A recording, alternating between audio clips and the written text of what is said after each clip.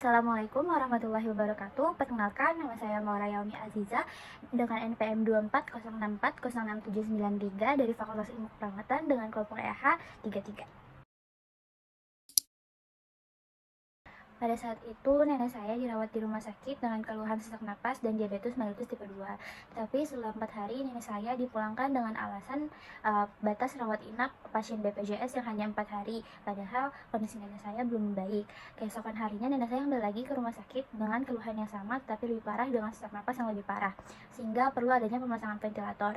Tentu saja, ventilator itu membutuhkan persetujuan dari keluarga untuk pemasangannya, sehingga setelah dokter menjelaskan tentang efek sampingnya, yaitu kemungkinan adanya kerusakan pada jalur masuk ventilator ketika adanya suatu tindakan yang diperlukan ketika kondisi memburuk, keluarga saya memutuskan untuk tidak memasang ventilator kepada nenek saya. Dan pada kejadian itu saya cukup merasa sedih dan bingung karena saya merasa tidak bisa membantu apa-apa untuk memperbaiki kondisi nenek saya.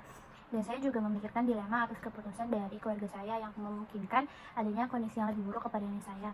Tapi saya juga masih memikirkan apa yang informasi yang telah disampaikan oleh pihak rumah sakit tentang batasan rawat inap BPJS, karena setelah saya cari tahu, BPJS tidak menerapkan batas rawat inap sama sekali. Terdapat hal baik dan hal buruk yang terjadi pada saat itu. Hal baik yang pertama adalah penjelasan dari pihak rumah sakit yang transparan terkait kondisi nenek saya, dan hal buruk yang terjadi adalah pemulangan nenek saya dari rumah sakit padahal kondisi nenek saya belum stabil.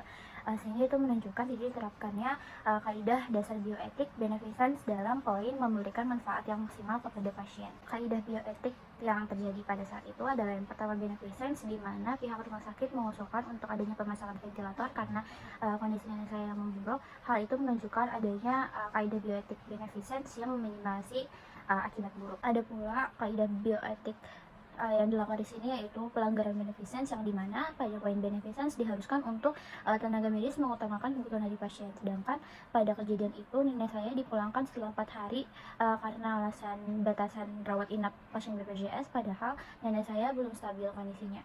Hal itu menunjukkan bahwa kebutuhan pasien bukan merupakan hal yang diutamakan pada rumah sakit itu. Kaidah dasar bioetik malfeasance juga dilanggar pada saat itu, yaitu dengan pihak rumah sakit yang memulangkan nenek saya padahal kondisi nenek saya belum stabil.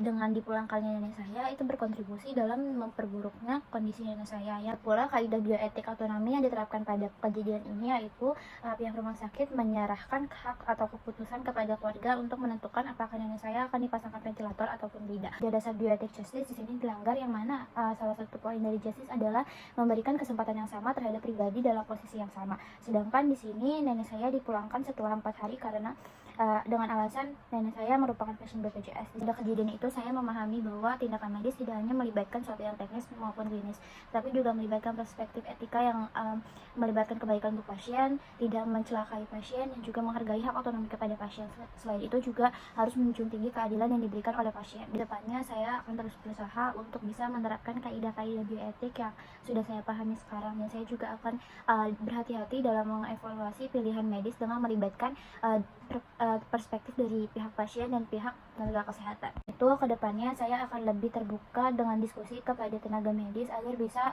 mengambil keputusan yang tepat di masa depan dengan mempertimbangkan etika, kepentingan pasien, serta pengembangan medis yang ada.